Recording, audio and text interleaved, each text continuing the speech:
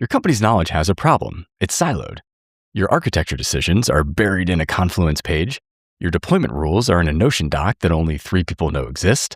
The reason you can't drop that database column is in a Slack thread from 8 months ago, and your finance costs from that recent engineering onsite? Some are in Google Sheets, probably.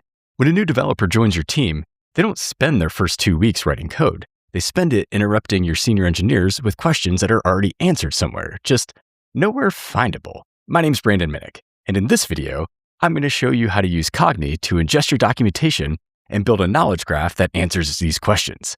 And we're going to do it with just a few lines of Python. Thank you to Cognee for sponsoring this video. What we need is a knowledge graph, and historically, building one was a multi-week infrastructure project and requires a significant engineering investment just to get started. Cognee enables us to do everything with just one function call. We upload our documents, Cognee chunks them, generates embeddings, runs them through an LLM to extract relationships, stores those in a graph database, and indexes everything in a vector store. We no longer need to build a vector database. We don't need to build a graph database. We don't need to write embedding code. We just write Cognee.remember. It's open source and provider agnostic.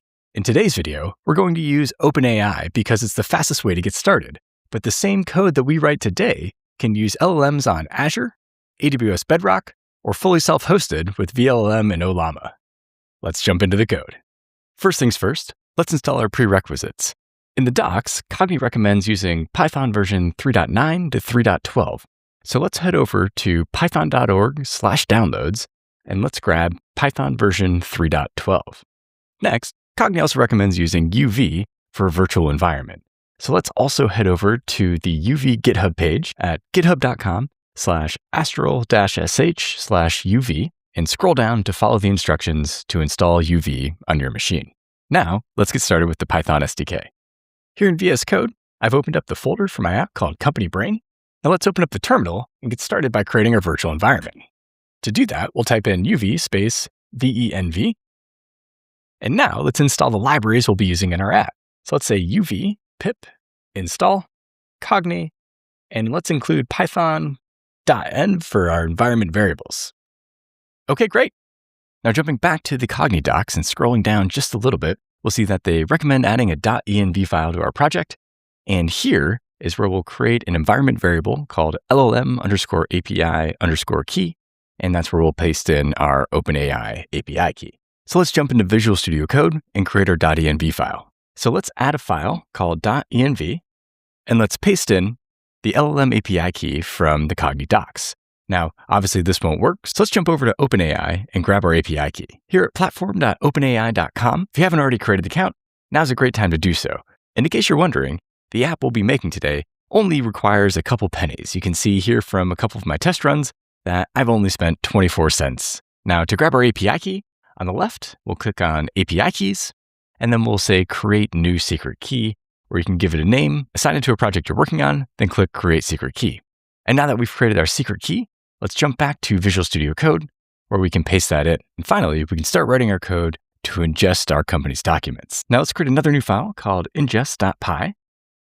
Now I'm going to get started by pasting in a bunch of sample documents. You can see here I've created a variable called alldocs that contains our architecture overview, our auth readme, our March outage postmortem, deployment runbook, and onboarding guide. But if you have documents available that you'd like to ingest, feel free to import those into your app. Now scrolling up, we only have 2 steps. The first is to clear our previous graph and metadata. The second is to ingest the documents into the knowledge base. So for the first step, we'll say await cognee.forget, and then let's tell it to delete everything, including the metadata. Now for the second step, we're going to iterate over all of our documents and ingest those into Cognee. So to do that, we'll say for content in alldocs.values, await cognee.remember, and passing in the content. And that's it. Now Cognee is going to ingest all of the documents, vectorize all the data, and build a knowledge graph for us without having to do any of that ourselves. Now let's open up the terminal and run the app. And to do that, we'll just say UV run ingest.py. Now that Cognee's finished ingesting all of our docs and building a knowledge graph, let's go ahead and search it.